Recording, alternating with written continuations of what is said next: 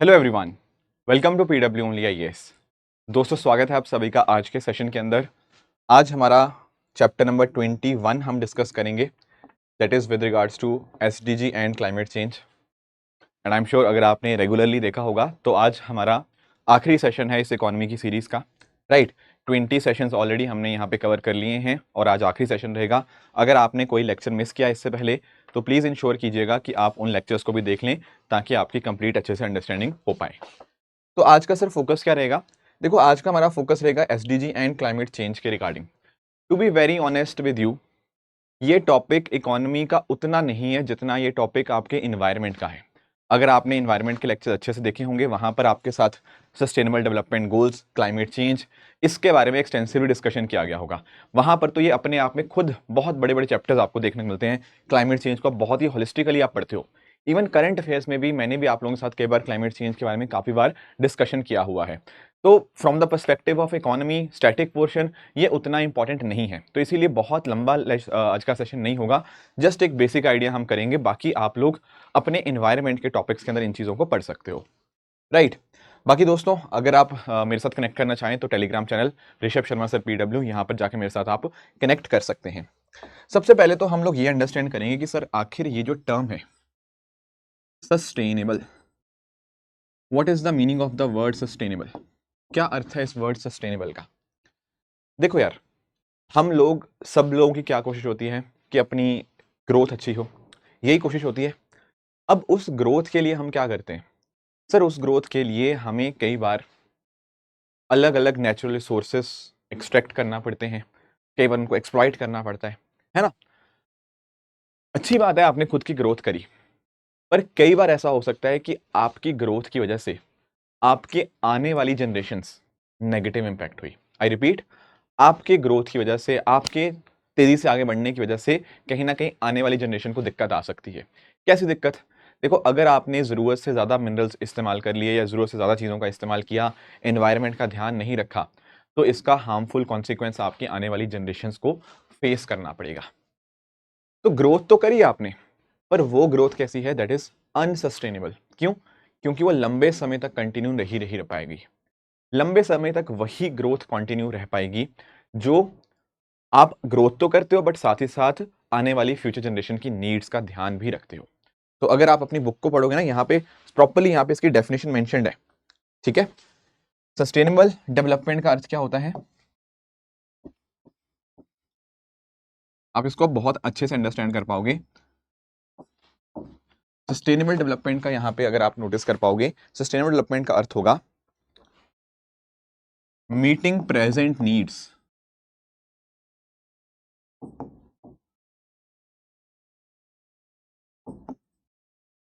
without endangering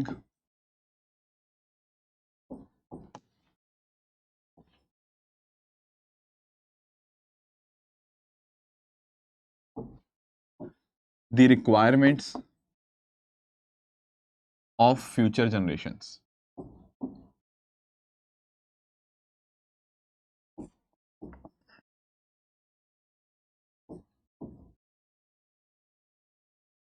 आपके आने वाली जो जनरेशन्स हैं उनकी रिक्वायरमेंट्स को जो ध्यान रखे और खुद की डेवलपमेंट भी करे, that is your sustainable development. आप लोगों ने सस्टेनेबल डेवलपमेंट गोल्स में ना पढ़ा होगा, मैं थोड़ा इसको चर्चा भी करूंगा कि कैसे कैसे हैं। जैसे अगर आप ध्यान से अंडरस्टैंड करोगे ना, आपका 13 एसडीजी जो है वो आपका क्लाइमेट एक्शन ही है, ठीक है। तो क्लाइमेट डेवलपमेंट, क्लाइमेट चेंज का सस्टेनेबल डेवलपमेंट गोल के साथ आपका एक अच्छा खासा लिंकेज आपको देखने को मिलता है। Getting it? ये होता है सस्टेनेबल डेवलपमेंट। सिंपली कहने का अर्थ क्या? आप डेवलपमेंट कीजिए, उसमें कोई दिक्कत वाली बात नहीं है, पर आपकी डेवलपमेंट की वजह से आपकी आने वाली फ्यूचर जनरेशन पे नेगेटिव इंपैक्ट ना आए, ऐसी डेवलपमेंट होनी चाहिए। That is the meaning of sustainable development.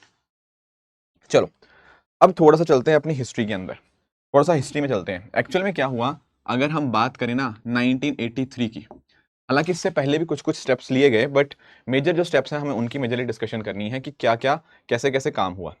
देखो, मैं आपको थोड़ा सा इसमें एक्सप्लेन करता हूँ। पहले ना एनवायरनमेंट की इतनी बात नहीं होती थी। आजकल हम बात करते हैं ना कि यार ये हो गया, वो हो गया, ठीक है, इस तरह से आजकल टेम्परेचर बढ़ रहा है, ये बाकी सारी चीज़ें पहले नहीं डिस्कस होती थी। बट 1983 से पहले भी ना, इनफैक्ट मैं 1968 में आपको एक बात करता हूँ, 1968 में एक क्लब ऑफ रोम फॉर्मेशन होता है, ठीक है। रोम आप जानते हो इटली में है, राइट। ये एक बार फॉर्म होता है। इसी की ना एक बहुत ही इंपॉर्टेंट आपको एक रिपोर्ट देखने को मिलती है 1972 के अंदर, ठीक है। आप लोगों ने ये सारी बातें एनवायरनमेंट के सब्जेक्ट के अंदर पढ़ी हुई हैं, that is limits to growth. इससे पहले ना किसी को भी खास इन्वायरमेंट की कुछ खास पढ़ी नहीं हुई थी। सब लोग अपने अपने ग्रोथ में फोकस थे कि हाँ चलो डेवलपमेंट करते हैं। पर यहाँ से एक बार ना आवाज़ उठने लगती है कि नहीं यार, हमें भी इन्वायरमेंट का ध्यान रखना पड़ेगा, ह्यूमंस के ऊपर ही जिम्मेदारी है इसको कहीं ना कहीं मैनेज करने की। एंड ये जो टर्म है ना लिमिट्स टू ग्रोथ, आप इसको समझो भी। लिमिट्स टू ग्रोथ का मतलब क्या होता है? आप एक सर्टेन लेवल तक ही ग्रो कर सकते हो सस्टेनेबली, अदरवाइज उसके बाद क्या होगा, आपकी अनसस्टेनेबल डेवलपमेंट है। जो अभी तो आप डेवलपमेंट कर लोगे, पर उससे आने वाली जनरेशन को काफ़ी ज़्यादा दिक्कत देखने को मिलती है। तो ये सब चीज़ें तो हुई। इसके बाद आप नोटिस करते हो, फिर हम 1980s के अंदर आ जाते हैं। खासकर अगर मैं बात करूं 1987 के आसपास, आप नोटिस कर पाओगे 1987 में एक ब्रंटलैंड रिपोर्ट आती है,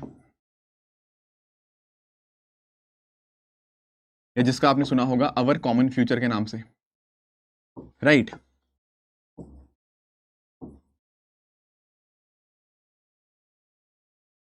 राइट। ये जो आपकी रिपोर्ट आती है अवर कॉमन फ्यूचर के बारे में, यहां पर बात किस चीज़ की होती है? यहां पर ही बात होती है आपकी सस्टेनेबल डेवलपमेंट की, जहां पर आप बात करते हैं कि हमें अपनी फ्यूचर जनरेशंस की नीड्स का ध्यान रखना है, राइट।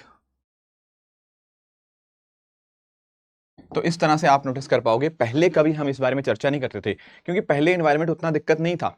बट 1970s 1980s के बाद से हमें नोटिस करने को मिला कि एनवायरनमेंट के क्षेत्र में काफ़ी सारा नुकसान हमें देखने को मिलता है, जिस वजह से आप नोटिस कर पाओगे चेंजेस हमें नोटिस करने को मिलते हैं और वहाँ से स्टेप्स भी आने लग जाते हैं।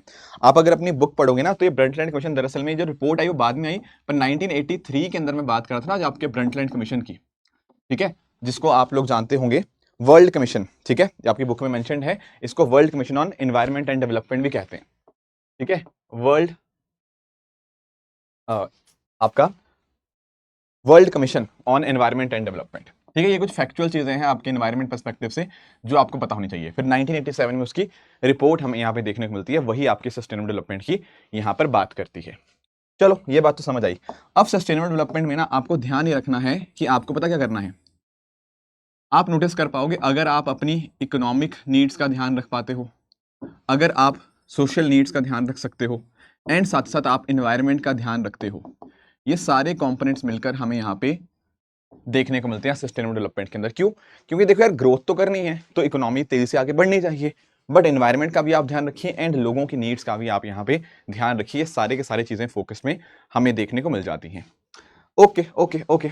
और क्या जानना है दोस्तों? एक ना 1992 का आप लोगों ने अपनी एनवायरनमेंट के अंदर आपने पढ़ा होगा अर्थ समिट के बारे में, है ना। ये भी बहुत ही इंपॉर्टेंट है अर्थ समिट।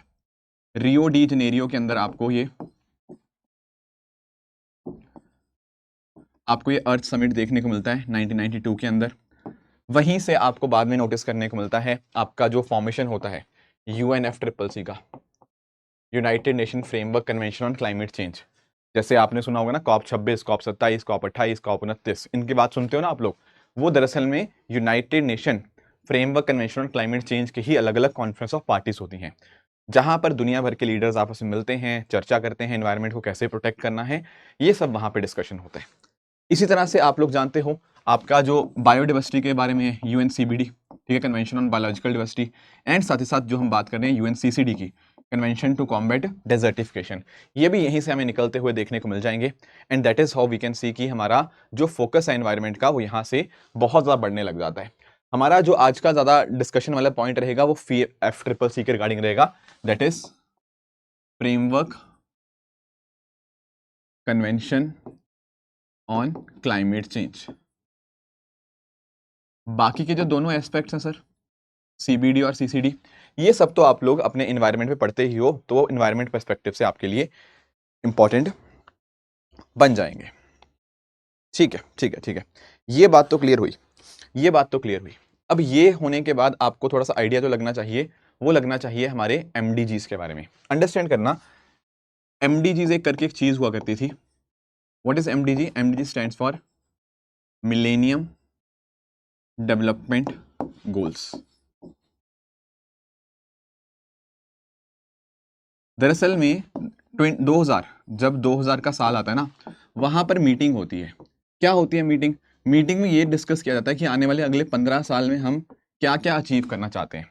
यानी कि 2000 के अंदर एक मीटिंग हुई, ठीक है, आपके न्यूयॉर्क के अंदर जो यूनाइटेड नेशन के आपके हेडक्वार्टर हैं, वहां पर एक मीटिंग होती है। उस मीटिंग में ये डिसाइड किया जाता है कि आने वाले 15 साल दुनिया क्या क्या करे, किन किन गोल्स की तरफ बढ़े, ताकि 15 साल में हम चीज़ें अचीव कर पाएं। यहाँ पर बहुत सारी चीज़ों पर बात होती है, जैसे पॉवर्टी कैसे कम करनी है, हंगर हो गया, HIV एड्स जैसी बीमारियां हैं उनको कैसे कम किया जा सकता है, राइट। ये अलग अलग टारगेट्स हमने यहाँ पे सेट किए। अब देखो यार, हम तो अब 2025 में आ चुके हैं, तो इसीलिए MDGs are not important now, ठीक है। ये तो 2000 की बात थी, 2000 में बोला गया कि 2015 तक हम ये चीजें अचीव करेंगे। उनमें से कुछ चीजें हो पाई, कुछ चीजें नहीं हो पाई। जैसे फॉर एग्जाम्पल एक काम था पॉवर्टी कम करना, तो पॉवर्टी आधी हो गई। यहां से आप नोटिस कर पाओगे ना, 2000 और 2015 में अगर आप कंपैरिजन करोगे तो आपको पॉवर्टी का नंबर 50% से कम होता हुआ देखने को मिल जाएगा। ऐसा बताया जाता है कि लगभग 190 करोड़ लोग जो थे वो कहीं ना कहीं गरीब थे इन 2000 के आसपास, एंड 2015 में जो नंबर था ये आधा होके लगभग आपका 83 करोड़ के आसपास हो गया, 83-84 करोड़ के आसपास का। तो आप नोटिस कर पाओगे कि गरीबी कहीं ना कहीं आधी हो गई। और भी हेल्थ के सेक्टर में काम किया गया, अलग अलग देशों ने साथ मिलकर काम किया। ये कुछ स्टेप्स थे जो यहाँ पर लिए गए बिटवीन 2000 से 2015, but this is not important for exam, क्योंकि ये पुरानी बात है।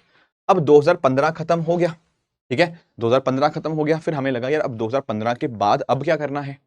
तो 2015 में हमें ना नोटिस करने को मिलता है, हमारे सामने आते हैं SDGs। जैसे पहले MDGs थे 2000 से लेकर 2015 तक, फिर हमने सोचा अगले 15 साल क्या करें, तो हमारा फोकस आया किसके ऊपर, इसी के ऊपर जिनको हम बात कर रहे हैं SDGs की। What is SDG? Sustainable development goals, ठीक है। सस्टेनेबल डेवलपमेंट गोल्स इस तरह से आपको यहाँ पे देखने को मिल जाएंगे। अब आपको ध्यान क्या रखना है दोस्तों? ध्यान ये रखना है कि यहाँ पर आपके सामने टोटल आपको 17 गोल्स देखने को मिलते हैं। कितने? टोटल 17 गोल्स आपको यहाँ पर आपको देखने को मिल जाएंगे।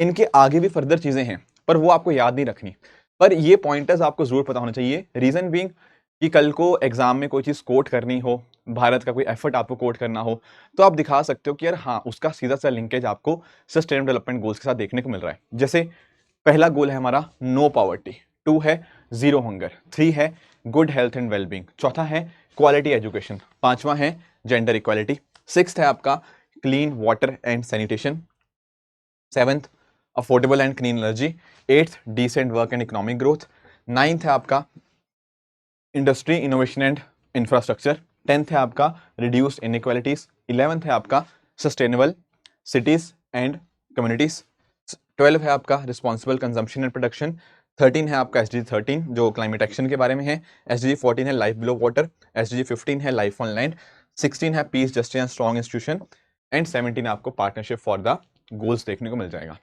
तो आप अंडरस्टैंड कर पाओगे किस तरह से हमारे सामने अलग अलग 17 गोल्स देखने को मिल जाएंगे। ये हमें कब तक अचीव करने हैं सर? ये हमें अचीव करने हैं 2030 तक। इनमें भी आगे फर्दर चीजें हैं, जैसे पॉवर्टी के अंदर भी आगे आपको फर्दर आपको टारगेट्स देखने को मिलते हैं, अलग अलग इस तरह से आपको यहाँ पे टारगेट्स इनके फर्दर भी देखने को मिल जाएंगे। Very very important. कल को मान लो जैसे हमने ना, आपने GS पेपर 2 के अंदर कोई चीज पढ़ रहे हो, हेल्थ का कुछ मुद्दा आ गया, तो वहां कोट कर सकते हो कि सरकार की स्कीम्स है आयुष्मान भारत, अगर हम उनको अच्छे से इंप्लीमेंट करेंगे तो डेफिनेटली हम क्या कर पाएंगे, तो हम अपना SDG 3 good health and wellbeing इसको यहाँ पर हम इंश्योर कर पाएंगे। Are you getting my point? तो इस तरह से ये चीजें हमें यहाँ पे देखने को मिल जाती हैं, ठीक है। अब ये कोट तो मेंस में करना ही करना है, उसके अलावा आप नोटिस कर पाओगे हमारे ना बहुत सारे इंडेक्स आते हैं। जैसे फॉर एग्जांपल एक आता है हमारा SDG इंडिया इंडेक्स, ये आपका जो SDG इंडिया इंडेक्स है ये नीति आयोग निकालता है ना। एंड नीति आयोग का ये जो इंडेक्स होता है ये हमें हेल्प करता है ये जानने के अंदर कि कौन सा स्टेट कितना अच्छा काम कर रहा है। देखो यार, नेशनल लेवल पे तो पता लग गया कि इंडिया कहाँ पर है कहाँ पर नहीं है दुनिया भर के अंदर, पर इन ऑर्डर टू अंडरस्टैंड कि बिहार अच्छा कर रहा है, आपका पंजाब अच्छा कर रहा है, या तमिलनाडु अच्छा कर रहा है, उसके लिए पॉइंट क्या है, हमारी स्टेट वाइज कुछ रैंकिंग्स हो, हमें पता लगे कौन सी state is doing good and कौन सा state is doing not that good, ठीक है। तो नीति आयोग इस तरह से लगाता है, आपका इंडेक्स बनाता है, जहां पर अलग अलग स्टेट्स और यूटीज की हमारे पास हमने रैंकिंग्स होती हैं। ध्यान ये रखना है कि यहाँ पर जो मैंने आपके पास 17 गोल्स की बात करी, SDG इंडिया इंडेक्स जो नीति आयोग निकालता है ना, वो आखिरी वाला नहीं काउंट करता, इसके अलावा बाकी सारों में देखता है। जैसे आखिरी वाला क्या है, पार्टनरशिप फॉर द गोल्स, यहाँ पर स्टेट्स का रोल नहीं रहता, ये तो सेंट्रल गवर्नमेंट का काम है कहीं ना कहीं पार्टनरशिप करना गोल्स को अचीव करने के लिए।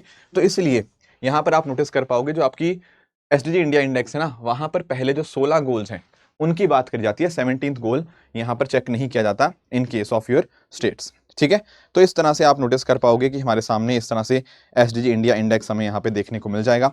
तो ये करंट अफेयर्स के अंदर आप डेफिनेटली इसको पढ़ सकते हो। और भी ना आपकी बुक के अंदर कुछ चीजें मेंशन्ड है, जैसे अभी हम ना फरवरी में खड़े हुए हैं, अगले महीने आपकी एक रिपोर्ट आएगी, वर्ल्ड हैप्पीनेस रिपोर्ट। हर साल पता क्या होता है, हर साल 20 मार्च को हम लोग सेलिब्रेट करते हैं एज वर्ल्ड हैप्पीनेस डे। ठीक है, तो किसी जगह के लोग कितने ज्यादा खुश हैं, ये भी एक सस्टेनेबल डेवलपमेंट का एक बहुत इंपॉर्टेंट मेजर बन जाता है, क्योंकि उसमें हम बहुत सारी बातें करते हैं, हम करप्शन की बात करते हैं, उसी के साथ ही साथ कि लोगों की जिंदगी कितनी इंपैक्टफुल है या नहीं है, वो सब चीज़ें भी यहाँ पे देखने को मिल जाएंगी। तो ये भी सस्टेनेबल डेवलपमेंट गोल का ही एक मेजर हो गया। बाकी इसके अलावा हमने बहुत सारे इंडेक्सेस पहले भी पढ़े हुए हैं, आपके इंक्लूसिव ग्रोथ की हमने बात करी थी। तो ये सब चीज़ें आप लोगों को डेफिनेटली करंट अफेयर्स में करनी चाहिए जब 20 मार्च को जैसे वर्ल्ड हैप्पीनेस डे आएगा। ठीक है, तो ये बातें तो हमने कर ली। इसके अलावा एक दो छोटे छोटे पॉइंट्स और हैं जो आपकी बुक में मेंशन है, मैं आपको वो भी बता देता हूं। एक कॉन्सेप्ट है that is of intergenerational equity.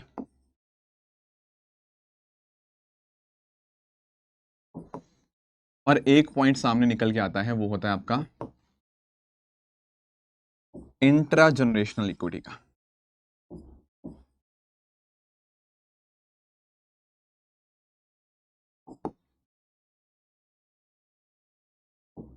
एक है क्या इंटर जनरेशनल इक्विटी, दूसरा है इंट्रा जनरेशनल इक्विटी। ट्राई करते हैं इसको अंडरस्टैंड करने की दोनों का अर्थ क्या होता है। आप लोगों ने कभी वर्ड सुना इंटर? इंटर का मतलब होता है बिटवीन, राइट, और इंट्रा का मतलब होता है आपका विद इन। फॉर एग्जाम्पल कई बार हम बोलते नहीं है एक इंटर यूनिवर्सिटी टूर्नामेंट है।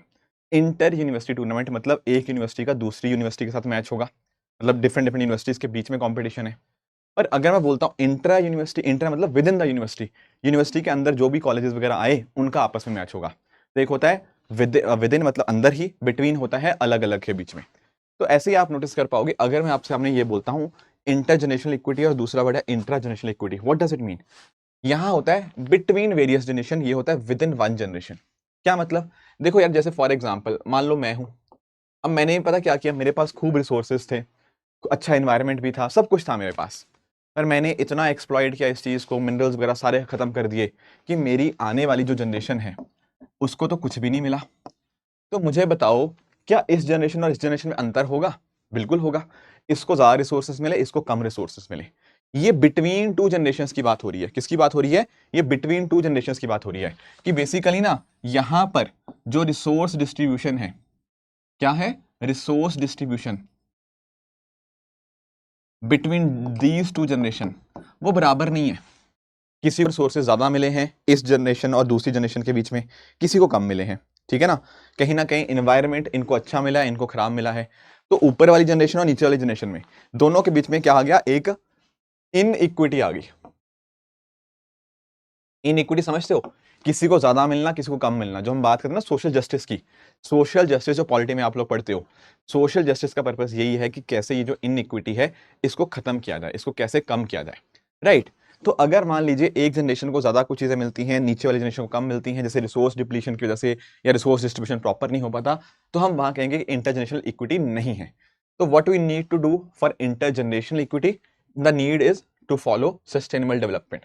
जब सस्टेनेबल डेवलपमेंट होगा आप अपनी ज़रूरतें पूरी करेंगे, पर आप आने वाली फ्यूचर जनरेशंस की ज़रूरतों का भी ध्यान रखोगे, उनकी नीड्स को भी आप यहाँ पे केयर करोगे। उस वजह से इस तरह से हम यहाँ पर इंटर जनरेशन इक्विटी इंश्योर कर सकते हैं। ये है between one generation and second generation. On the other hand जब मैं बात करता हूँ इंट्रा, इंट्रा मतलब होता है विद इन। विद इन मतलब जैसे हम लोग एक जनरेशन है ना, हमारे बीच में ही अगर रिसोर्सेज बराबरली नहीं गिवन होंगे, उसको हम बोलेंगे इंट्रा जनरेशन इक्विटी नहीं है। मतलब जैसे मान लो एक इंसान बहुत अमीर है, इसके बाद खूब रिसोर्सेस, खूब रिसोर्सेस, खूब रिसोर्सेस। एक इंसान है सेम जनरेशन का, समझ रहे हो? यहां पर ये जनरेशन 1 थी, जनरेशन 2 थी, ये आपके पेरेंट्स वाली जनरेशन, ये आपकी जनरेशन। यहां पर क्या है? इंट्रा में जनरेशन एक ही है, आप और आपके दोस्त। यहां पर एक पर्टिकुलर पर्सन के पास बहुत सारे रिसोर्सेज हैं, दूसरे वाले पर्सन के पास बिल्कुल भी रिसोर्सेज नहीं है। तो this is like within a particular generation, within that generation there is not equity. जैसे फॉर एग्जाम्पल इस केस में अमीर बहुत अमीर है, गरीब बहुत गरीब है, तो यहां पर क्या देखने को मिलती है हमें, इंट्रा जनरेशनल इक्विटी। अब इसको कैसे ठीक कर सकते हैं सर? सर इसको ठीक करने के लिए हमें करना होगा क्या, हमें करना होगा sir inclusive growth. Inclusive growth किस तरह से? सबका साथ सबका विकास, हमने एक अलग से इंक्लूसिव ग्रोथ का चैप्टर भी डिस्कस किया था, राइट? उसमें क्या होता है, हम सारे सेक्शंस ऑफ द सोसाइटी की डिमांड्स का ध्यान रखते हैं। हम इंश्योर ये करते हैं कि जो प्रॉस्पेरिटी के बेनिफिट्स हैं वो सब में स्प्रेड आउट हों, those are distributed evenly across the society and fairly. Social justice की बात यहां भी होती है, ठीक है, कि सबको अगर देश आगे बढ़ रहा है ना, तो उस आगे बढ़ने का फायदा सबको मिलना चाहिए। उसमें गरीब इंसान भी आता है, बुजुर्ग भी आता है, महिलाएं भी आती हैं, सब आते हैं। तो that should be the focus of intra generational equity. I hope ये दोनों कॉन्सेप्ट्स आप लोग समझ गए होंगे कि कैसे कैसे हम अचीव कर सकते हैं इंटर और इंट्रा जनरेशनल। इसके अलावा एक बात और हुई है आपके चैप्टर के अंदर, वो था ग्रीन जीडीपी के बारे में। ग्रीन जीडीपी का अर्थ क्या होता है? देखो जीडीपी तो हम सब ने पढ़ा, जीडीपी तो हमने सबने पढ़ा, gross domestic product. It is what? It is the sum total of all final goods and service produced with in economy during a particular time period. ये तो बात होगी जीडीपी की। पर जब मैं बात करता हूँ दोस्तों ग्रीन जीडीपी की, तो यहाँ पर पता क्या होगा, आपका जीडीपी तो आपको पता है, जीडीपी में से ना आप नोटिस करते हो कई बार जीडीपी के प्रोडक्शन के लिए हमने क्या किया, लेट अस से हमने एनवायरनमेंट का डिस्ट्रक्शन कर दिया, है ना, हमने पेड़ को काट दिया। अब नोटिस करना यार, ये सब चीजों करने से ना हमने कहीं ना कहीं इकोलॉजी का नुकसान किया है, किया या नहीं किया? तो अगर आप जीडीपी में से इन सब चीजों को हटाओगे, हटाओगे मतलब इसका नेगेटिव, इनका भी तो कुछ ना कुछ अपनी वैल्यू होगी ना, ये जो सारी चीजें आपके सामने हैं, ठीक है, तो इनको भी फैक्टर इन करना पड़ेगा। आपके एनवायरमेंटल कंसिडरेशन, आपके बायोडाइवर्सिटी को जब आप बीच में लेने लग जाते हो, तो that concept is known as green GDP. मतलब आपके पास जीडीपी थी, पर जब आप उसके साथ एनवायरमेंट के डिस्ट्रक्शन को भी ध्यान में देने लग जाते हो, जो सही पैमाना आपके सामने आता है वो ग्रीन जीडीपी का आता है। तो आप नोटिस कर पा रहे हो, ग्रीन जीडीपी में आपने क्या किया, दो चीजें देखी, जीडीपी जो कि इकोनॉमी का पार्ट है, एनवायरमेंट कंसिडरेशन जो कि आपके एनवायरमेंट का पार्ट है। तो एनवायरमेंट और इकोनॉमी दोनों को साथ में लेके चलना, यही तो क्या है, यही है आपका सस्टेनेबल डेवलपमेंट, जहां पर आप इकोनॉमी का भी और आप अपने एनवायरमेंट का भी यहां पे प्रॉपर ध्यान रखते हो, राइट? ये दोनों एस्पेक्ट्स यहां पे आपको पता होने चाहिए, ठीक है, ठीक है। एक और टर्म आपकी उसमें मेंशन्ड है, वो है आपकी ग्रीन टैक्स के रिगार्डिंग। इसको ग्रीन टैक्स भी कह लो, कई बार हम लोग इसको पोल्यूशन टैक्स भी बोलते हैं। देखो मान लो कोई चीज यहां पे अगर मान लो बनाई गई, ठीक है, अगर मान लो कोई चीज बनाने के लिए बहुत ज्यादा पोल्यूशन हुआ है, कोई चीज मान लो बनाई गई, उसको बनाने के लिए बहुत ज्यादा पोल्यूशन हुआ है, तो कहीं ना कहीं उसकी प्रोडक्शन के अंदर एनवायरनमेंट को बहुत ज्यादा नुकसान देखने को मिला है, बिल्कुल सही बात है। अब वहां पर क्या कोशिश करनी चाहिए सर? वहां पर कोशिश ये होनी चाहिए कि इस प्रोडक्ट की जो कहीं ना कहीं कंजम्पशन है लोगों के अंदर, उस कंजम्पशन को कम करवाया जाए। मतलब हम नहीं चाहते ना कि लोग ऐसी चीज को इस्तेमाल करें जिसकी प्रोडक्शन के अंदर पोल्यूशन का बहुत ज़्यादा नुकसान हुआ है, नहीं चाहते ना हम लोग ये चीज़। तो हम क्या कर सकते हैं, ऐसे केस में हम उसके ऊपर कुछ पोल्यूशन टैक्स या ग्रीन टैक्स लगा सकते हैं। अगर ये टैक्स लगाएंगे तो क्या उसकी कॉस्ट बढ़ जाएगी उस पर्टिकुलर चीज़ की? बिल्कुल। जब वो चीज़ महंगी हो जाएगी तो कहीं ना कहीं लोग थोड़ा सा उसको इस्तेमाल करने से थोड़ा सा पहले सोचेंगे, कम इस्तेमाल करने लग जाएंगे। तो कहीं ना कहीं हमने उनको पोल्यूशन वाली चीज़ें इस्तेमाल करने से आदत उनकी दूर करके कहीं ना कहीं इन्वायरमेंट फ्रेंडली आइटम की तरफ उनको प्रोत्साहित किया है। इसको हम बोलते हैं ग्रीन टैक्स या फिर पोल्यूशन टैक्स के नाम से भी इसको हम जान सकते हैं। अब दोस्तों ये था हमारा आज का डिस्कशन। अब क्योंकि आज हमारी यहाँ पर इकोनॉमी खत्म हुई है, राइट, तो हमने काफ़ी सारे पिछले लेक्चर्स डिस्कस किए हैं। तो मैं आज आपको जाने से पहले ना, मैं आपको कुछ एक छोटी सी चीज़ें यहाँ पर मेंशन करना चाहता हूँ, ताकि आपको थोड़ा सा अंडरस्टैंड हो कि आने वाले मंथ्स आपने कैसे इस्तेमाल करने हैं। सबसे पहली चीज़ देखो यार, एक मैं आपसे क्या चाहूँगा कि इकोनॉमी के लिए आपको क्या करना है। देखो पहले तो आपके जो भी लेक्चर्स हमने डिस्कस किए हैं, उन लेक्चर्स की आप प्रॉपर अंडरस्टैंडिंग ले लीजिए, ठीक है? क्या कर लीजिए, उनकी प्रॉपर अंडरस्टैंडिंग आप कर लीजिए, ठीक है? अब जैसे मैंने जो भी टॉपिक कहीं पर भी बताए हैं, जैसे आज का टॉपिक उतना इंपॉर्टेंट नहीं था हमारे इकोनॉमी के पर्सपेक्टिव से, एनवायरनमेंट के पर्सपेक्टिव से इंपॉर्टेंट था। तो जो भी आपके इस तरह से टॉपिक्स हैं, जैसे हमने मनी बैंकिंग डिस्कस किया, हमने फिस्कल पॉलिसी डिस्कस किया, बहुत सारे टॉपिक्स डिस्कस किया, एग्रीकल्चर डिस्कस किया, तो उनकी आपको प्रॉपर अंडरस्टैंडिंग, उनकी प्रॉपर समझ होनी चाहिए, उनकी कंसेप्चुअल अंडरस्टैंडिंग आपकी अच्छी होनी चाहिए। तो लेक्चर्स अगर आपने गो थ्रू कर लिए अच्छी बात है, नहीं किए उनको प्लीज कर लीजिएगा। साथ में आप क्या कर सकते हो, प्रॉपर अंडरस्टैंडिंग के साथ साथ आपको ना इनके रिवीजन करनी है मल्टीपल्स, ठीक है? अगर आपको लगता है कि हाँ सर मैंने लेक्चर था, आप बोलते गए, मैं सुनता गया और मुझे ज़िंदगी भर के लिए चीज़ याद हो जाएगी, ऐसा नहीं होता है। आपको अपने एंड पे अगर आपने नोट्स बनाए हैं बहुत बढ़िया, नहीं बनाए हैं तो पीडीएफ से आप इनकी रिवीजन डेफिनेटली आप करिएगा। ये चीज़ तो देखो मैंडेटरी है, करनी ही करनी है। इसके साथ में ना मैं अक्सर स्टूडेंट्स को बोलता हूं कि they should read one book along with the lectures. और ये एक सब्जेक्ट के नहीं, हर सब्जेक्ट के लिए मैं आपको बोल रहा हूँ। रीजन पता क्या होता है, आप कोई भी बुक पढ़ो उसमें कोई फर्क नहीं पड़ता, पर जब हम अंडरस्टैंड करते हैं, हम समझ लेते हैं क्लासेस के अंदर, उसके बाद जब आप टेक्स्ट को गो थ्रू करते हो ना, वो टेक्स्ट आपको मदद करता है जो भी इंफॉर्मेशन आपने पहले प्रोसेस करी थी लेक्चर के समय, उसको और कंसोलिडेट करने के अंदर। Getting it? तो अगर आप बुक पढ़ते हो ना एक लेक्चर के साथ, तो आपकी अंडरस्टैंडिंग कई गुना ज्यादा बढ़ जाती है। कई बच्चों का डाउट आता है कौन सी बुक पढ़ें। देखो ये आपके ऊपर है, मैं कोई ऐसे अभी इकोनॉमी की ना there is no single standard book. जैसे आप लोग कहते हो ना पॉलिटिकल लक्ष्मीकांत है, आपके मॉडर्न हिस्ट्री के लिए स्पेक्ट्रम है, इकोनॉमी के लिए मार्केट में there is no single standard book as of now. ठीक है, क्योंकि इकोनॉमी अपने आप में बहुत ही डायनामिक चीजें होती हैं, बहुत सारी चीजें चेंज होती रहती हैं, तो एक proper single book UPSC perspective से उतनी नहीं हैंडी देखने को मिलती। राइट, तो आप कोई भी बुक आपके जो पास है आप उसको पढ़िए, मैं किसी को अच्छा भला नहीं बोल रहा, आपके पास जो भी बुक है आप उसको पढ़ सकते हो, पर अंडरस्टैंडिंग अच्छी हो चुकी होगी तो उसको बुक पढ़ने में काफी आसानी आएगी। फिर क्या करना है दोस्तों, इसके अलावा आप लोगों को क्या करना है, you should keep on following current affairs. Economy में ना current affairs are very important. A lot of the question जो कि यूपीएससी पूछता है वो करंट अफेयर एस्पेक्ट से होते हैं। देखो काफी लंबे टाइम से मैं जो ओनली आईएएस एक्सटेंडेड चैनल है वहां पर हर हफ्ते इकोनॉमी के करंट अफेयर्स डिस्कस करता हूं, क्या क्या इकोनॉमी में हुआ न्यूज़ के अंदर, वो सारा हम चीज़ें उसके करंट को स्टैटिक के साथ लिंक करके मैं पढ़ाता हूं। टेलीग्राम चैनल पे मैं लिंक उसका शेयर कर ही देता हूं, आप लोग जानते ही होंगे, जिनको नहीं पता उनको बता रहा हूं। तो क्या होता है ना, जो स्टैटिक और करंट का लिंकेज जो होता है, जो कि एग्जाम के पर्सपेक्टिव से इंपॉर्टेंट है, वो आपको यहाँ पर मिल जाता है। तो प्लीज इंश्योर कीजिएगा कि करंट अफेयर्स आप करते रहें इसके साथ ही साथ। इसके अलावा मैं आपसे और क्या एक्सपेक्ट करूंगा, देखो इसके अलावा आप पीवाईक्यू करिएगा। काफी सारे पीवाईक्यूज मैंने क्लासेस में करवा भी दिए हैं, है ना, और आप भी अपने एंड पे पीवाईक्यू प्रैक्टिस कर सकते हो, प्रैक्टिस जो प्रीवियस ईयर क्वेश्चंस होते हैं, ताकि आपको अंडरस्टैंडिंग मिल जाए। और क्या कर सकते हैं, देखो यार आप लोगों को लग रहा होगा सर ने नंबरिंग बहुत ज्यादा कर दी, पर ऐसा नहीं है। ठीक है, आपको यूपीएससी एग्जाम करना है तो डेफिनेटली ये चीजें आनी चाहिए। इसके अलावा देखो आपको प्रैक्टिस करनी चाहिए। प्रैक्टिस किस सेंस में सर? प्रैक्टिस सर आपकी मेंस के लिए आपकी आंसर राइटिंग की, एंड प्रीलिम्स के लिए आपके एमसीक्यूज की। ठीक है, तो मेरे हिसाब से अगर आपने ये 5 कंपोनेंट्स कर लिए, जहां पर आपने लेक्चर्स की अंडरस्टैंडिंग अच्छी रख ली, आपने अच्छे से बुक्स को आपने साथ में अंडरस्टैंड कर लिया, आपने रिवीजन कर लिया उसका multiple times, current affairs go through कर लिए, पीवाईक्यूज कर लिए, एंड प्रैक्टिस कर लिए, आई एम श्योर आपका मोर देन 95% एक्यूरेसी आएगी इकोनॉमी के अंदर। देखो लगभग 17-18 क्वेश्चन आते हैं, एक आधा क्वेश्चन कभी इकोनॉमी के अंदर हो सकता है जो टफ हो, बट एक क्वेश्चन छोड़ के मुझे लगता है हमेशा जितने बाकी सारे क्वेश्चन आते हैं वो सारे के सारे डुएबल होते हैं। ठीक है, एक क्वेश्चन हर साल टफ आता है, बट एक क्वेश्चन को छोड़ के अगर मान लो 17 क्वेश्चन आए ना, तो एक क्वेश्चन टफ आएगा, बाकी 16 क्वेश्चन डेफिनेटली डुएबल होते हैं। एंड अगर आपने ये चीज पकड़ ली ना, अगर आपकी इकोनॉमी अच्छी होगी, ट्रस्ट में आपको यहाँ पे 90-95% एक्यूरेसी लाने से कोई नहीं रोक सकता। मेरे भी जब मैं एग्जाम देता था मेरा भी इतना ही 95% भी था, केवल 100% एक्यूरेसी भी थी, जब 17 क्वेश्चन बिल्कुल ठीक हुए। तो अगर आपका वो एज है ना, आपका प्रीलिम्स बहुत आराम से क्लियर हो जाएगा। आप सोचो कि आपके 34 में 34 नंबर आ गए, अब बाकी बचे 166 नंबर, उनमें से केवल आपको 50-60 नंबर चाहिए। तो अगर आपका कुछ ऐसे सब्जेक्ट स्ट्रांग होते हैं ना, तो वहां पर एक्यूरेसी लाना बहुत आसान हो जाता है। तो कोशिश करना, मैं ये नहीं कह रहा कि बाकी सब्जेक्ट्स भूल जाओ, नहीं नहीं बिल्कुल भी नहीं, बाकी सब्जेक्ट भी बिल्कुल इंपॉर्टेंट है, बट यहाँ पर एक फंडामेंटल अंडरस्टैंडिंग अच्छी होगी, then you can definitely get more than 95% accuracy.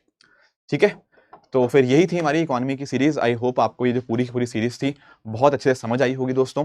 इसी तरह से आप सब लोग भी अपने एंड पे हार्ड वर्क करते रहिए। Thank you very much for joining this particular series. I hope कि आप लोग अपनी लाइफ में बिल्कुल सक्सेसफुल हो जाए, एंड अच्छे से फिर मिलते हैं। ठीक है, thank you so much for joining, all the very best, thank you so much.